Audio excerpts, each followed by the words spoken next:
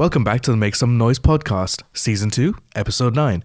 On this week's podcast, we will be going over the parliamentary inquiry into anti-Semitism with SRC President Diya. Following that will be Silly Hour, and to close off the podcast will be a relatively new edition, Serious Hour. Stay tuned. Welcome to our first segment of this week's episode. With me in the studio is incumbent SRC President Diya. Yay! This is like one of my last times doing this, hopefully. All right. I can't wait to retire. All right. You still have a couple months left, I believe. Yeah. Yeah? All right. Well, let's get to the topic at hand. So, you were recently in Parliament. Yes, I was. And it was really scary. Do fill us in. What do they have you in for? So we were there as part of the inquiry into anti-Semitism. It was a really broad, I guess, inquiry generally. But the reason that we were there is because there's a portion of the inquiry that deals with anti-Semitism on campuses, specifically university campuses. And because of that, they interviewed both like the corporate university, so like representatives of corporate UNSW, of corporate UCID, etc., and then of the student organizations there. So therefore, they had me on as the student representative council president of UNSW, and then we were also there with UCID and UTS. Fantastic. Student bodies are often very big on things like protests. So I want to know what specifically were the questions they were targeting at you and the other representatives of university campuses about students and their involvement with anti-Semitism. So I think going in, the tone from the second we sat down was very adversarial. Oh, I see. It was very much like you guys are the ones doing the anti-Semitism. And without getting too much into this, because it is not like, here is the SRC's takes on anti-Semitism, but I guess like more so just recapping the tone of the inquiry. It's very clear that some members of the panel had already conflated anti-Zionism and anti-Semitism going in. And so there was no way to change that opinion as a student body. So going in, they were just like, oh, you guys are doing the protesting, Zionism stuff. Therefore, you guys are anti-Semitic. And, there was a lot that, we said where we were like, hey, we work with, Jewish activists against Zionism. We, have these channels set up so that people can be heard in this setting. But instead, they kind of just went in and they were, basically oh, well, if you're not listening to Zionists, then therefore you're anti-Semitic. There is a lot of conflation in society in general about the connection between Zionism and Semitism. But I would like to focus more on, so as part of your responses, what were some of the things that you and the other student representatives said in response? So yeah, we had to prepare an opening statement, which, fun fact, they did not let us give. Wow. And then when... I can't remember who it was. Maybe it was Amanda Cohen. But when somebody was like, it's my turn to ask questions, but none of you have given your opening statements. And this is the first time I've ever seen them not let somebody give their opening statements. So for my speaking time, you all get to give your opening statements. And that too, UTS didn't get to give their opening statements because we ran out of time. But just in general, we all prepared opening statements to give on, the inquiry. But I guess the focus for us was just having protests for Palestine, having anti-Zionist protests, having anti-Zionist activism, and conflating that to anti-Semitism, to making Jewish students feel unsafe on campus is, harmful to the cause, but it's also just harmful to Jewish students in general.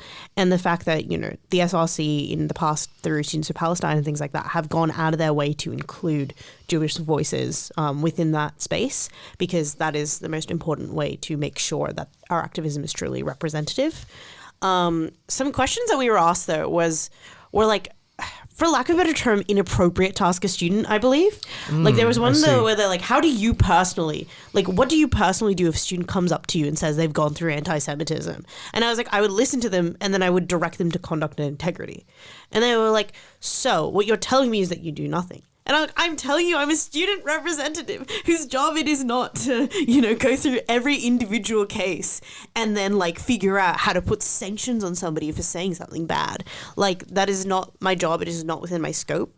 And I think another really important thing that did not get addressed in the inquiry was the fact that we all come from very, very different student unions. Like the way that the UNSW SRC is structured to be under ARC means that, we are essentially, our job is to be like an activist representative wing of ARC. And so because that a lot of the things that happen to us get escalated to ARC, and I'm not like a supreme president in the same way that at UCID, for example, the UCID SRC president has a lot more power than me because like he's the president of the union, whereas I'm the president of the sub-union under the bigger union. I see. And so therefore a lot of things that, might fall into Angus's jurisdiction do not fall into mine. And similarly, the UTSSA is structured differently to both of those entirely. So because of that, it felt like a lot of the questions were kind of like more broad instead of tailored to like, how does your individual union handle this thing? Absolutely. And it does sound like they were trying to strong arm a particular response from you. And then the other thing is just in general, it was let's be honest, it was the UCID anti-Semitism inquiry. It was about the UCID protest and the UCID encampment. And we were just there so it didn't look like they were targeting UCID, especially because our protests, like we had a bunch, and with the SGM for Palestine, there was issues with that, and the university got involved in escalating parts of it. But in the media, at least, that was a lot more hush-hush than the UCID encampments. And a lot of the state and national response to Palestine has been to funnel people into UCID and UniMelb, like to do bigger encampments on those campuses instead of like building organizations on every single campus. And so because of that, a lot of the questions and were targeted to UCID, including like somebody brought a photo. They're like, I have a photo from the UCID encampment of this.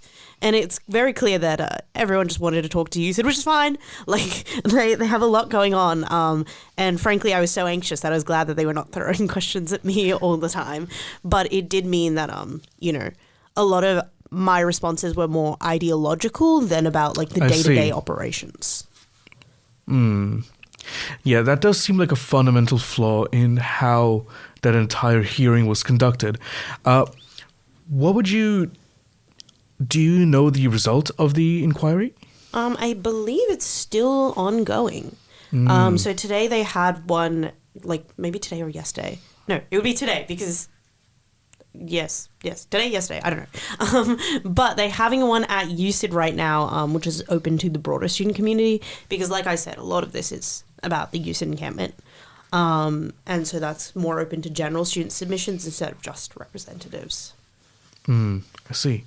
I assume that would in turn be bringing in representatives and members from things like Students for Palestine and other activist groups. Well, they're already part of the inquiry in general. So things like August, Zionists against the anti-Zionist, Jewish people against the occupation or something like that. And like a bunch of these other groups, including like, like Muslim unions and Arab unions and Palestinian unions, they are all being interviewed for the inquiry as well. So I guess like I said at the beginning, it's a very big inquiry and the student portion is a very small portion of it. But on that one day, we were kind of lasered into, because that was just the purpose of the day, to be like, these protests on these campuses, how does that work?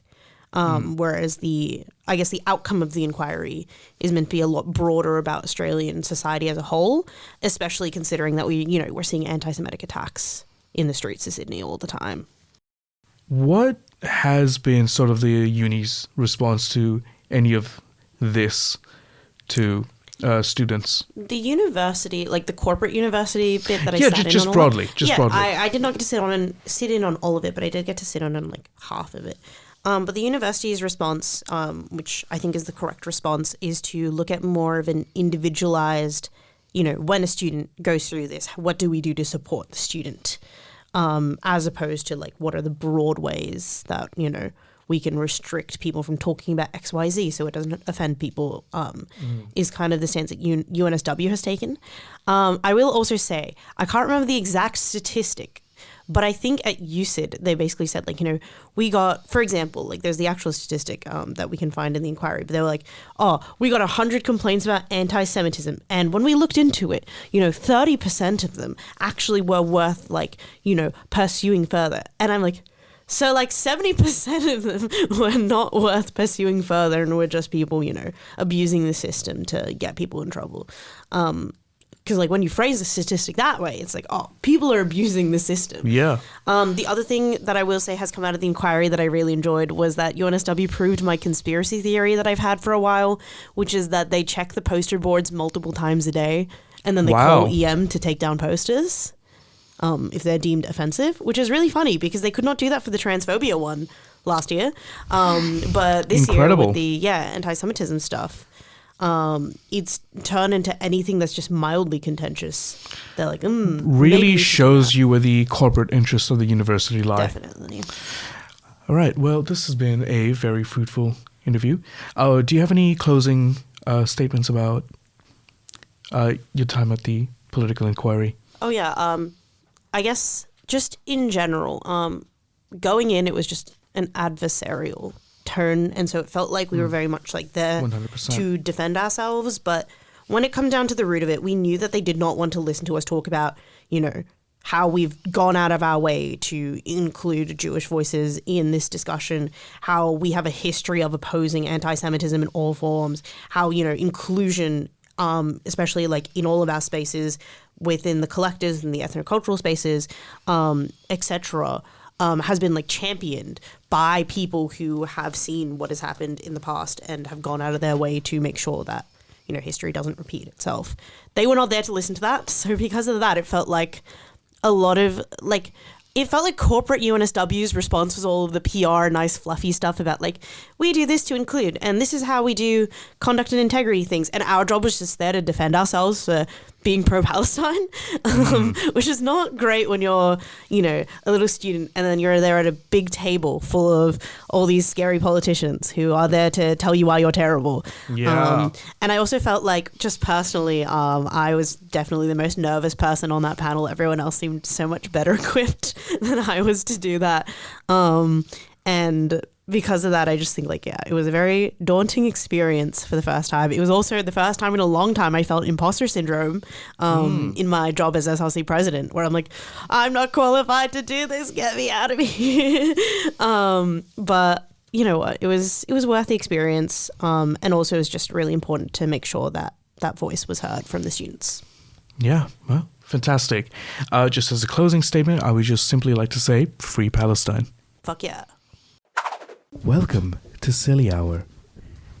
Today we're discussing the recent season of Queer Ultimatum.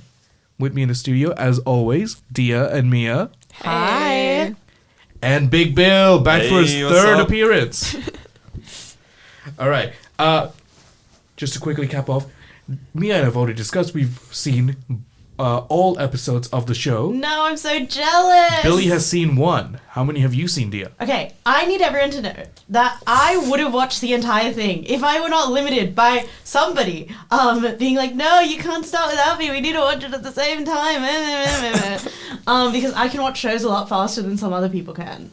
Shout out Marcus. Shout out Marcus. Marcus, who was going to be on this episode and then wasn't. Yeah, it's fine. I get to talk about his thoughts as well, which I have not. Fantastic. But yeah, I am right up to the changeover. So the Spotify playlist stuff has just happened. Yes. Amazing. I have also watched a very quick YouTube recap, not of the end though, just of like a little bit of the fallout, because I did not get time to watch the rest of it. Guys, I have an important capstone question to ask you. Okay. Shoot. Who does everyone think the villain is? Dana. Megan. Megan without question. Very interesting, and I'd like to get into your thoughts on that. Okay, so for anyone who's not familiar, The Ultimatum is basically another shitty relationship-based reality TV show, but this time it's about a couple that go in because one of them wants to get married, the other one is not ready to commit, and they essentially date other people, then date each other again, and then decide if they want to get married. Yeah, so they live with what they call a trial wife for 3 weeks. So like some other person who's also like in the ultimatum scenario. And then after that, they go back to their original partner for 3 weeks. Keeping in mind, some of these people have done things with their trial wives that they should not have. Really should not have. And then it ends with finding out if they get married or not. Or like get engaged or not. And like either you can walk away with the trial wife, you can walk away with your original partner, or you can walk away like having to marry that original partner, or you can walk away alone if you're not ready to marry. Yep, and the Queer Ultimatum is hosted by, I have in my notes, the most performative TikTok therapy white woman to have ever white woman. Here's my thing. Why would a straight be there? She's like, I'm a straight woman, but I am an ally, and I love queer people, and blah, blah, blah. I'm like, get her out! Every time she's on the screen, I'm like, shut up, Joanna, no one cares! My biggest gripe with her isn't just that she's straight, but it's the language she uses. If I hear one more person use the term holding space, I will jump out of my seat. If you say that statement while you're listening to this episode, I will jump out of your headphones and beat the shit out of you. Hey, that's a joke. That's alleged. In Minecraft. That is not a real threat. That is not a real threat. So I think the best way to do this is to just like, we'll go into broad strokes. So we'll start off with the dating phase. And then we'll get into, or we'll start off with episode 1, and that's when Big Bill can give us all of his episode 1 takes. And then we'll go to the dating phase, and then trial wives, and then I will have no more takes. Well, I'll have a few. When we get into like the actual, back to your original partner. Are you happy for us to spoil a little bit? Okay. I'm fine with you spoiling everything. Yep. I know that if you come in here and you haven't watched the show, that's on you. Okay. Yeah, absolutely. And for all of our listeners out there, just skip this if you don't want spoilers. Okay, so I'm going to start off with my most important take about the season. There's too many hot lesbians this season. Okay, because the first season they were all just like lesbians. But this season they're like hot. That's it. Are you talking about Haley? Because I'm talking about Haley. I'm talking about Haley. I'm talking about Dana. Bridget. I'm talking about Bridget. Who else am I talking about? I'm talking about, what's AJ's original partner? Yeah. The fact, that girl was so hot. And who? AJ's original partner. Oh, yeah, Brittany. She had like beautiful. No, 100%. 100%. Anyways, there was just too many hot femmes this season that like watching it, I was like, oh my god, don't hurt their feelings. Netflix did do a great job of just marry the hot femme. If you have a hot femme and you're not gonna marry her, you're wasting her. Also, shout out to all the hot masks who were on there. AJ. Then who was the one? Fuck AJ, bro. Fuck AJ. I fucking hate that bitch. AJ was so cool. Wait, let's start. Let's add some structure to this. Bill, what did you think in episode 1? Okay, as a straight man. The first thing that I went like question mark, exclamation mark, was I'm like, yes, why is there a straight woman there? Like, you start talking about marriage and then blah, blah, blah, oh, when you're going to do this and blah, blah, oh, and I don't have any fucking idea about this because I'm straight married happily and I didn't have to worry about all this shit. She's a waste of a hot ginger. That's my and then, at first, so there was the usual, there were things that I was sort of expecting where it's like, one person's not fully coming out and, I want them to come out more and they're like, no, but my family, and I'm like, sure, yeah. Okay. That's a tough one. That seems like, though, a issue, but a manageable issue. And then there's just the couple where one of them goes, you need to love me more. And they're like, I don't know what you expect me to do. I'm like, oh, it's rocky. That was a few of the couples. On the Ultimatum, even the straight edition, there's only 2 types of like couples on the show, which is people who are not ready to get married, whether that be for financial reasons, career reasons, etc., etc. Like, there's a reason that they personally are not ready for marriage as the concept. Sometimes just avoidance of like the concept of marriage is scary. Yeah, for sure. And then the other type is just, I don't like my baddie enough to get married to her. Yeah. But I want the security of being in a relationship for now while I date around. Yeah. And unfortunately, most people this season were definitely the second time. Yeah. There was a lot of hoeing around. Which, can I So just say, much. does not happen on the straight version. Have you seen the straight version, Mia? Wait, I've seen the 4 straights don't episodes cheat? of the first No, the first straights season. do cheat. But, like, the straights are usually like, oh, I'm not ready to get married because I'm not ready to provide for kids. I'm not ready to, like, I'm not financially stable enough. And then they, like, take advantage of the cheating around part. But I'm talking about, like, episode 1. The way that they talk about their partners is, like, kind of how you, like, decipher their mindset, whether they don't like their partner enough to marry them Right. or whether they just don't want to get married yet. Because that's two separate ways. Two to completely approach it. different Yeah. issues, yeah. But anyways, any other thoughts? Initial first instincts besides, oh my god, these lesbians are hot. First of all, immediate first thoughts going into this, as I've got in my notes. Immediately as I saw Ashley and Marina, I went, this is not going to work. Same. And I was proven correct. Second of all, as soon as Dana was introduced, I did not like her.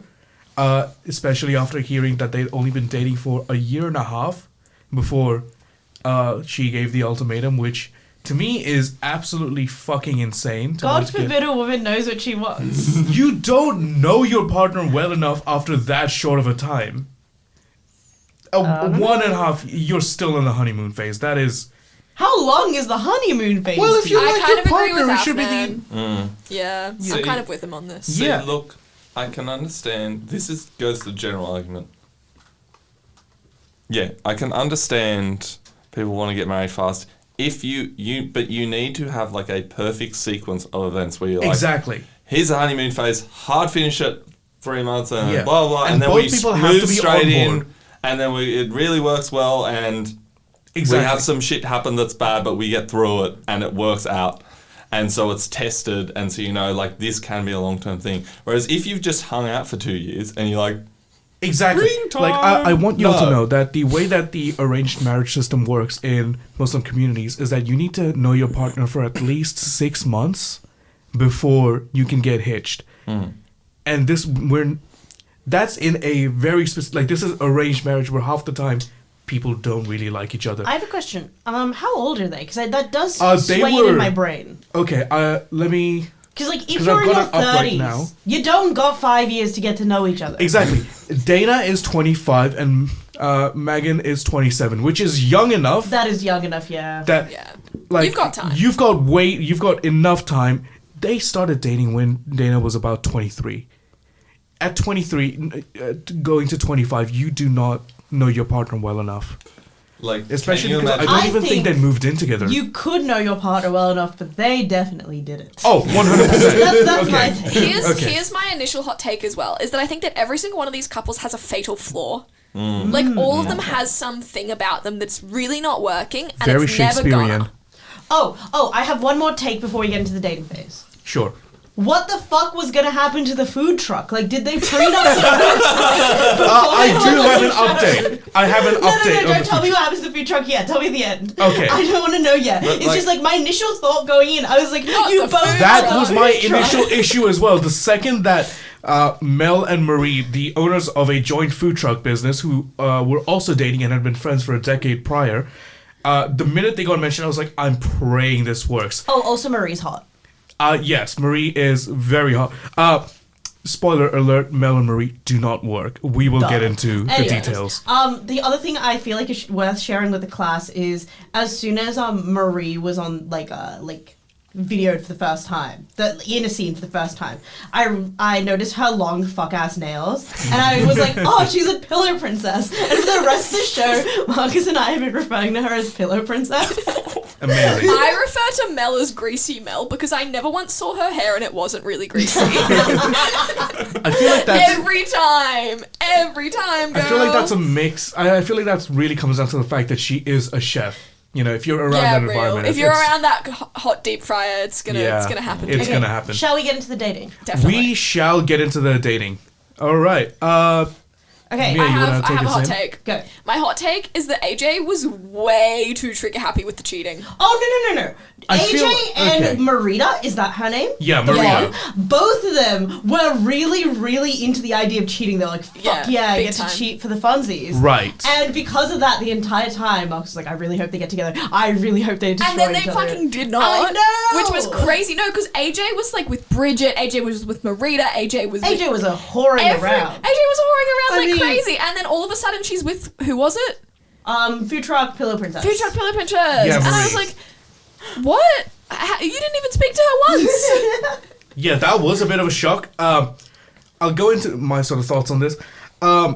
Immediately, my first thought when Marita was talking is, this just seems like a poly person who just has not figured out that they're poly. Yes, you know what? That's a very good Like reading of the Marita was situation. so excited, and like even like pre to that, like I'm reading the bio she wrote for the Netflix profile thing, and it immediately just true romantic, keeping the passion alive. Feels like Ashley could make romance more of a priority. And then Ashley was like, oh, she has a wandering eye. She's always looking for more from other people. I'm like, that's just a poly person who doesn't know that they're poly. Just go into a non-monogamous relationship and you'll be fine. AJ, on the other hand, I will say, I get where you guys are coming from. You know, she was flirting with a lot of people, like pretty much everyone. But her partner was completely okay with it. That's so not true. Brittany cried every day. Yeah. Brittany cried every fucking day. Brittany When was they the got one back together. sobbing. Yeah, Brittany was like When they really got upset. back together, they were super strong.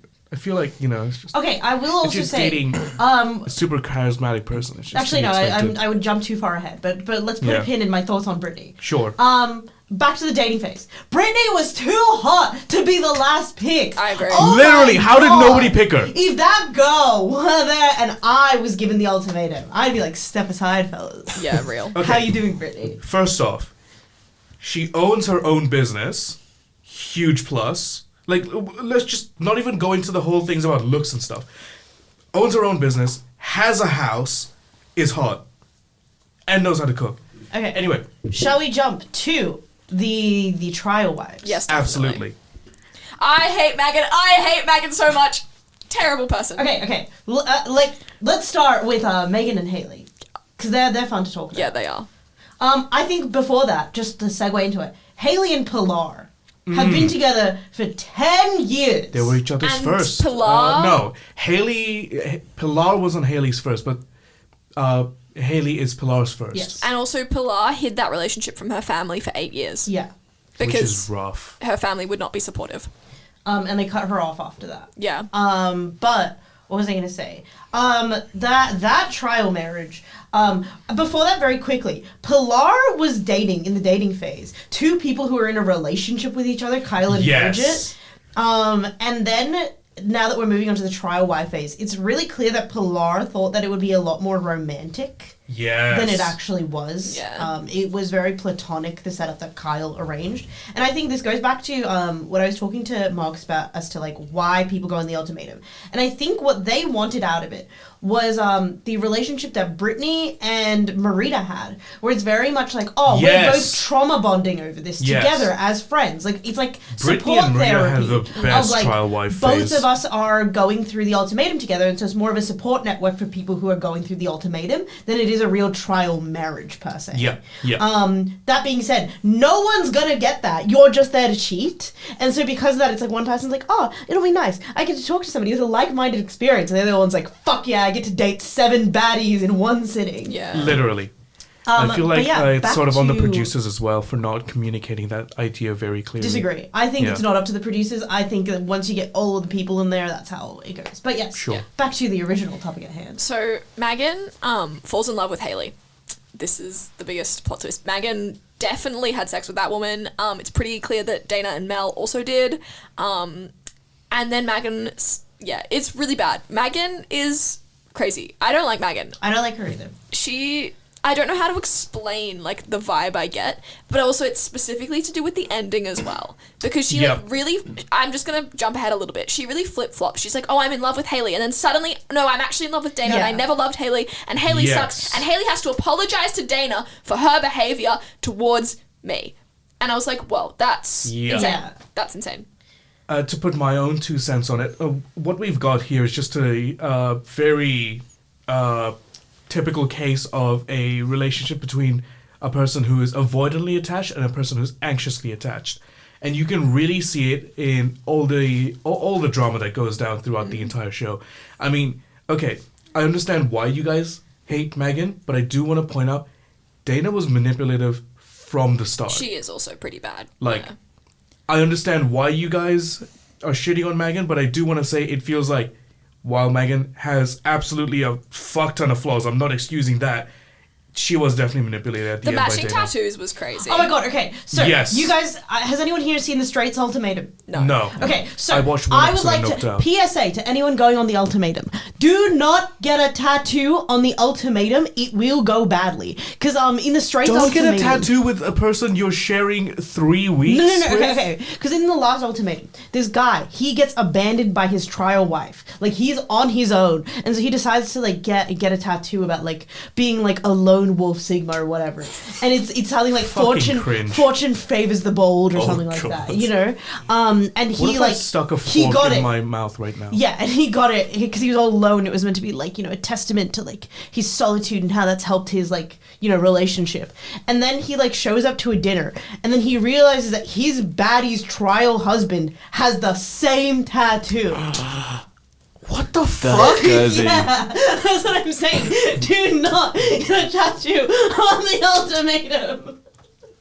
So Dana and Mel get matching tattoos. Yep. Mel- of, Mel of also- shamrock Mel irks me. 4-leaf clovers because, quote, they felt so lucky to have found each other. Yeah. And this is my other thing about this. Megan, we put a lot of emphasis on Megan being like, oh, I'm in love with Haley and I don't like you anymore, blah, blah, blah. Dana was also definitely in love with Mel. Oh, definitely. Oh, Definitely. Okay, Dana and Mel started fucking literally not even 24 hours after they started doing the trial thing. Yeah. Like 2 shots into their trial wife phase, we got a shot of, what was it, Mel grabbing Dana's ass just on camera Something on a like balcony. that. Yeah. Like that to me is fucking insane. Like, you are really just there to cheat. Okay. I think it's fun for us to skip ahead to the back to the wives Yes. and things like that. Yes. The untrial wife. Yes. So back to Mel. Oh, actually, before this, Mel confidently tells her partner, because her partner's been told that, you know, Mel and Dana are having sex. Confidently tells her partner, no, we are not having sex. Yes. Gaslights her Yeah. the Yeah. entire Crazy fucking time. gaslighting. And then there's a Spotify playlist. Oh, yes, let's get into Spotify Yes. playlist. There's always one, isn't there? There's a Spotify playlist. The way that Haley, I think, and Megan find out that Dana and Mel are having sex is because her Spotify accidentally connects to their TV, and it's all sex playlists. No, Yeah. they were opening Spotify on their TV, and it was logged into her. Same thing. Yeah. I think they were on like a shared plan But or now, something. now that's all out in the open, and now we get into the actual back to your wives. My hot take is that the second half with going back to their original wives was really boring. I think And good because that's what the there bit I was haven't watched. Yeah, nothing much there, to there was say. pretty much nothing except all the people with shit cheating partners just got lied to for like yeah, most basically. of it. It was really boring. Except I want to shout out Haley and Pilar. Haley, one day in was like, yeah, I'm sorry, but I did have sex with my other wife. And Pilar cried, understandably. Yeah.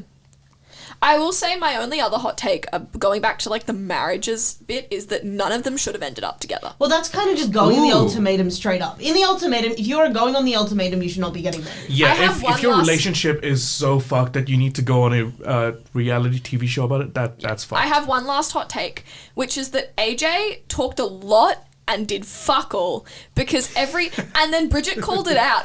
AJ was like, I want to be all these things and I want to do all these things, and Bridget was like, why are you speaking about it and not doing it? This is all Real. you do. And I was like, Oh, yeah. that's my pet peeve. Real, because Oh. AJ was like, and you bought a house and you're a successful woman and you do all this and you bring everything to me and blah, blah, blah. And then when Brittany was like, can you bring a little bit to the relationship? She was like, how would you ask me that? Yeah, she was God. extremely insecure. But skipping ahead a little bit, spoiler. Can we just Yeah. go over who gets Sure. engaged and who doesn't? And this is me and Bill Yes. finding out for the first time. Obviously, Marita and her Ash- part and Ashley Ashley. do not. Good. Yeah. Yeah. I believe it was Ashley who went up to Ashley- during the proposal in a dress. Ashley In a went wedding up dress. to Marita was in a wedding dress. Oh, yeah. okay, and it was Ashley who was in the Marita slacks. wanted to, and Ashley was like, I can't. Yeah. Insane. Can I also say, how did that work out? Because we didn't get much screen time of either of them, but neither of them had a romantic trial marriage. Like, both of them had platonic trial marriages. So how did we end up there to a no? So I believe it Ashley was was like, I'm not ready, and Marita was like, well, I was ready to say yes to you, blah, blah, blah, and then they just walk away. Good. It was really Yeah. boring. Okay. Brittany and AJ end up together. I think they have the nicest proposal. Bridget and Kyle Yeah. end up together. Who else ends up together? Wait, I should. I don't think anyone else does. No. Megan and Dana get engaged. Oh yeah, Megan and Dana. Yeah. Yes, Yeah. they get engaged, and at the reunion, they're still together. No! Yeah. They're still together after that's having right. seen all 9 episodes Haley and of Pilar stay together Dana as well. cheating on Megan the entire fucking time and on camera manipulating her. To be fair, Megan was also cheating. Yeah. Yeah. But that came way after. Haley and Pilar stay together. Haley went to see Megan, and Megan was like, "You need to apologize to Dana for what you did." And Haley was like, "Actually, what the you." fuck did I do? Yeah. And then went back to Pilar, and they got married. Yeah, because Dana the entire time was blaming her getting caught for cheating on Haley and saying that Haley was being manipulative. Ah, yes. Which is some fucking bullshit, because first of all, you cheated first, Haley so... was a queen. Sorry, had to say. Yeah. No, Haley stayed. love Real. Haley.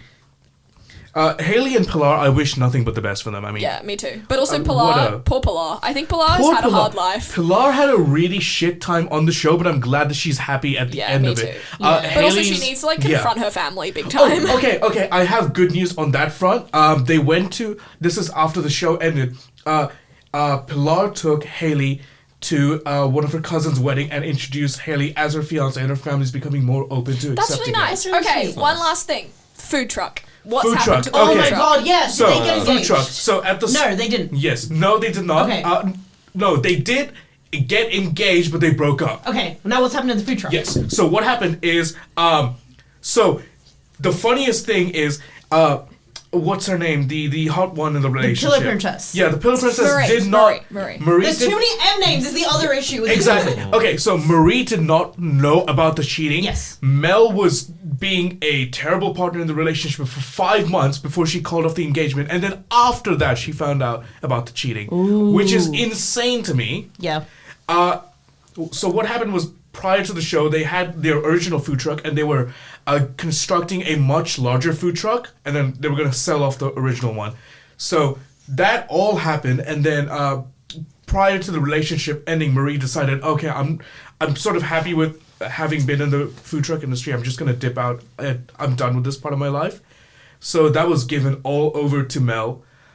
So Mel is running that business by herself and a couple of other employees. And weirdly enough, she has a recipe on the menu still that is dedicated to her ex, Marie, which is the Brussels sprouts recipe that they perfected together, which was part of her massive crash out at the reunion. Marie crashed the fuck out at the reunion. Oh my god. I forgot what happened at the reunion. I'm so excited to Loki. watch the reunion. Okay, that's it, you guys. We did it. We covered it. Yeah, we covered it. It was fucked. Oh my god. It was a lot. Yeah. You're I gonna think enjoy the rest The of other it. thing is, going into this, Mia and I were like, why the fuck would they renew the show for another season? Especially after the Literally. first season. The first season was so much crazier than this season. Yeah. This season was kind of tame, all things considered. Yeah. But I really, really hope that we are not here again talking about this fuck-ass show. Please, God. Please retire the show. Let the straights do the ultimatum. I actually really like the straights ultimatum because, like, you expect straight people to cheat on each other. Sure. Cheating is a Have you been to Birdcage? Hello, and welcome to our third and final segment for this week's podcast. This is Serious Hour. Insert some kind of, like, CNN type music here. you sound like you're introducing a horror film. Yeah, that's the point. That's the vibe I'm going for. All right. Today we're talking about the F1 movie.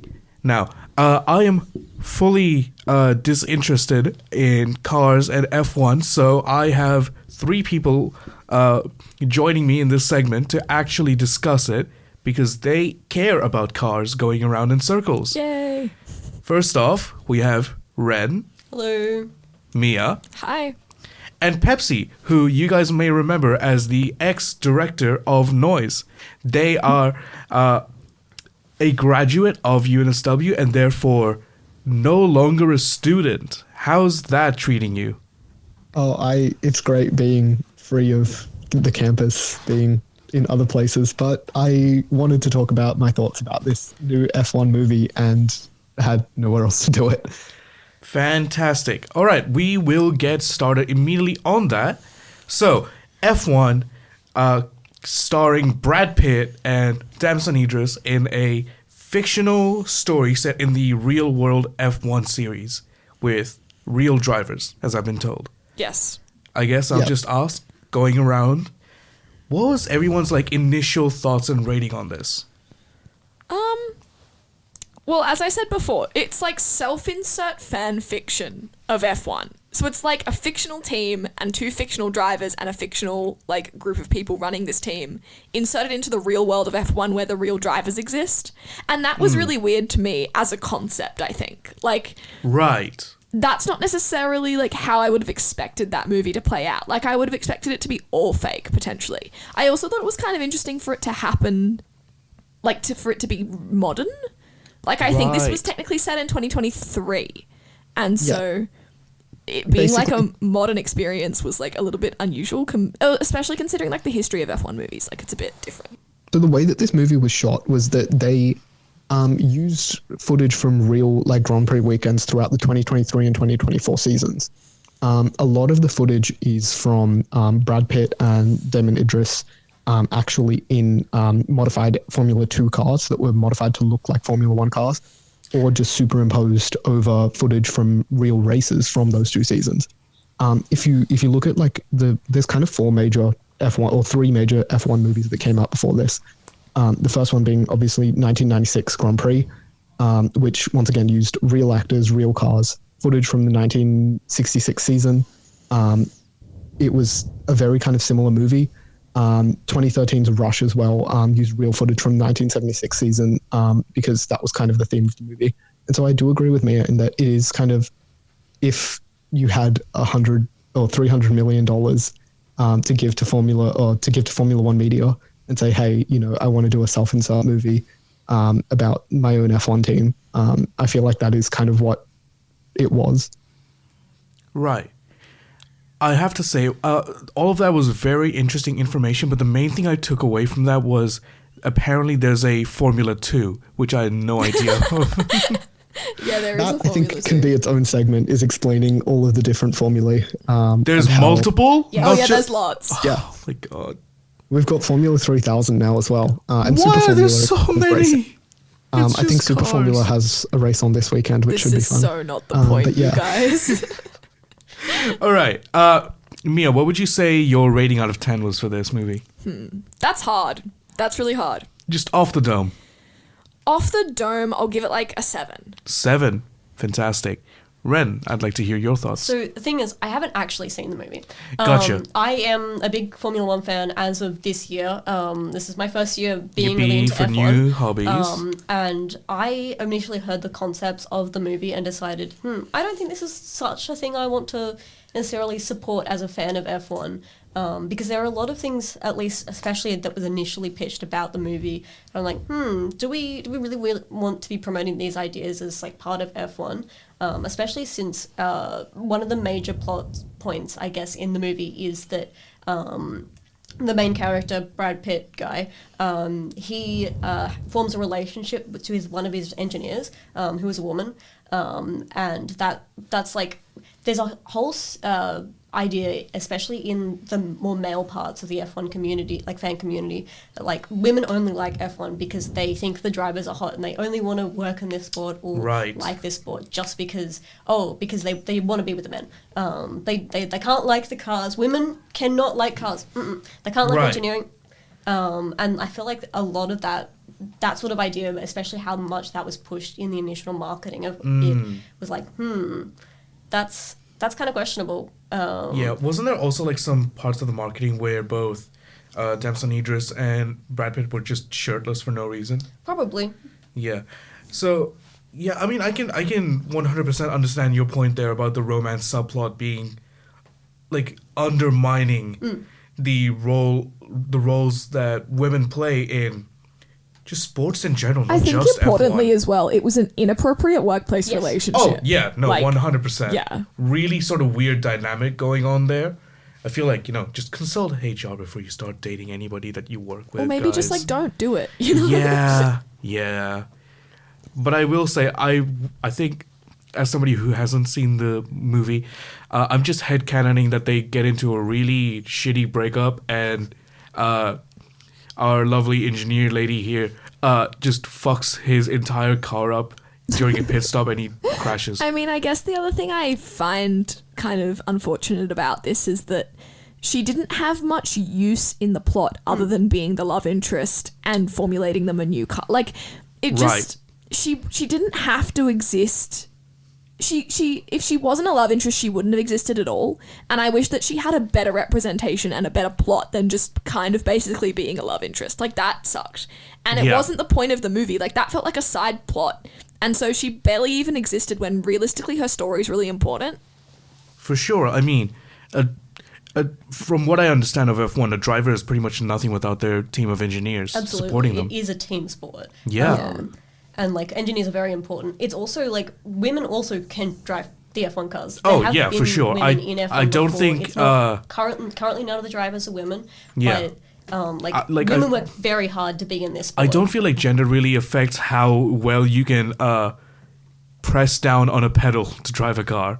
I mean, it's similar to being a female jockey. All you have to have is nerve and the right height and weight, essentially. Literally. Like, there's Yuki Tsunoda is the same height as me, fun fact. So Let's go. yeah. Yeah. But I guess it would be safe to say that your rating of this movie, despite you having not seen it, Yes. wouldn't be pretty high. no. No. It's also, I've heard many inaccuracies, like rule violations all over the place. I will say my only other critique of this that really matters to me is the fact that I feel like as an F1 fan, it felt not very true to the sport. And especially like the main character's existence within the team really didn't fit in well with the idea of how F1 is meant to be done. And I didn't like that very much. But I think the movie, if you take all of like the bad things about that we've just discussed about it, like kind of out of the picture because they're more like side issues, like the film itself as a film was fine. Right. So if you go in without like any sort of knowledge or That's why I kind of gave it a 7 out of 10. If I didn't know Right. anything about F1, I wouldn't have, like, I think I would have found it fine. Right. Okay, I can 100% get that. Pepsi, did you have something to say? Yeah, I would love to get your If 4 pages of thoughts. basically, like if you think about F1, right, a normal race is the length of the F1 movie, right? Like not including quali, not including practice sessions. A standard race is about 2.5 hours, and so you have a bit of Hollywood license there, right? You're not going to go, oh, every rule violation is going to be dealt with exactly as they would in real life.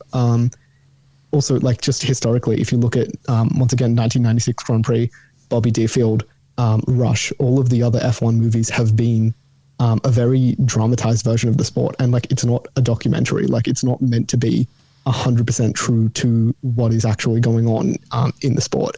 If they were to make a realistic sort of movie, you would end up with Drive to Survive. And probably something more boring than Drive to Survive, to be honest. Like the whole point is to have an F1 themed movie. As far as like the actual motorsport goes, I thought it was pretty good, given that they were using, real footage from real races. Once again, the car that was used, they made 6 cars for Apex GP, which is the fictional team in the thing. They were 2018 Formula 2 cars that were modified by Mercedes to use a Formula 1 style trim.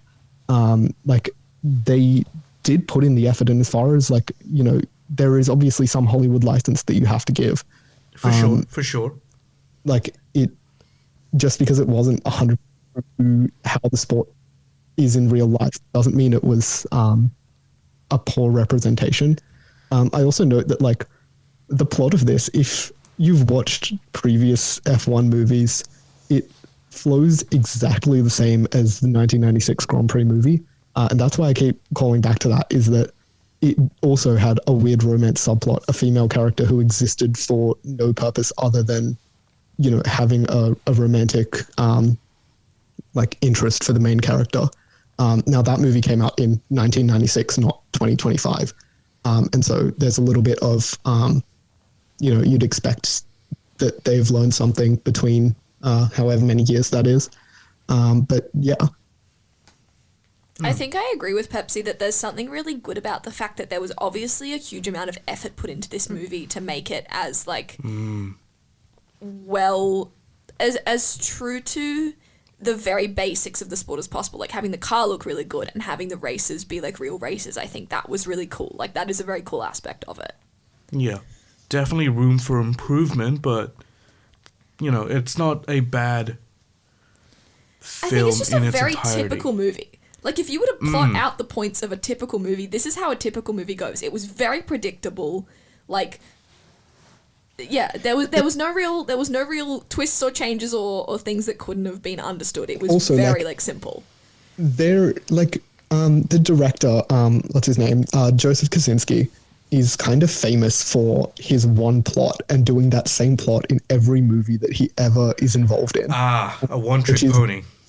Well, he did. I think he did one of the Rocky movies, the one that came out recently. He did Top Gun Maverick, like a lot of those kind Creed of 3? action. Tom Cruise / Brad Pitt main character with like a younger guy, and the old guy was like the number one guy back in the day, and now he's retired, and they're calling him back out of retirement to teach the new guys. Like he has a very formulaic thing, and every movie he does is the same, but set in a different one is Top Gun, one is in Formula One, but it's the same plot. Right, I'm looking over his filmography. He did direct Tron Legacy, and I think that was the one that I watched as a kid that I actually liked. But he is a very good director for that one plot. Right, yeah. It's just mindless action, I feel like, is his genre. Yeah, it's very much like there are two guys, and one of them is like a old guy who's they've called out of retirement to train the new guy. Yeah. And the new guy think that the old guy is good, and then he does a bunch of stuff, and then they end up being best friends or whatever. Yeah, the plot of Top Gun Maverick. Yes, yeah, and whatever that Rocky movie was, I forget what it was, but yeah. I'm looking through his thing, and I don't think he was. Unless it's. I might be thinking of someone else who was on the movie, but I remember one of the people who was in there. He did one of the Rocky movies that was like the same thing. And even if you look at F1 movies, Bobby Deerfield, 1966 Grand Prix, have the exact same plot, because how many plots can you have about cargo vroom vroom, right? Like how many ways can you do that? I will say, the only exception in the list is Rush from 2013, which was just like the championship battle between James Hunt. This is why the greatest racing movie ever made was Cars, and nothing will ever top it. I mean, Cars 3 was the same thing. Cars 3 was good, and I will defend it to my dying breath. The best in the trilogy is Cars 2, but Cars 3 was good. Yeah, I will say Cars 3 was the same thing as this. Like, that's my hot take, is that this was just Cars 3 live action. It's, oh my god, another live action remake in the year of 2025? God, no. I will say the only other thing that I there. think is really relevant here is that I think the action in this movie was quite good. Oh, okay. Like, at least it delivered on that front. Like, I didn't go into it expecting it to be a big action movie, but it actually was. And I'm not a big action movie fan, but I think if you do like that kind of thing, then it was alright in that sense. Alright, like big sound effects, big moments. Well, just like a lot of tension as well. Like, just, building up to a lot. But also, like, racing cars is obviously a very, like, intensive sport. And so, like, that part of the action was quite good. But also, Formula One races, if you watch like a normal race weekend, it's quite boring for like 80% of the race. Obviously, so like most sports. Yeah, like 80% of the thing is pretty like, cars going in circles, and then you get like 20% of like actual action. Obviously, being a movie, they had the ability to just get that 20% action and make it the whole thing. Yeah, which means that casual viewers like myself would probably enjoy such things. Oh yeah, 100%. Like, it's a very different viewing experience to watching an F1 race weekend. I do have a bunch of like trivia about this movie, which I thought was kind of fun. Sure, we could do a quick lightning round. Yeah, one of the main things. So, Apple was like one of the big backers of this movie. Checks if out. you've seen F1 cars and like F1 in general, you know that they're like famous for having all the like sponsor stuff on their like, All the on their sponsorship sponsor- stickers, jackets, Yeah. cars, billboards. Yeah.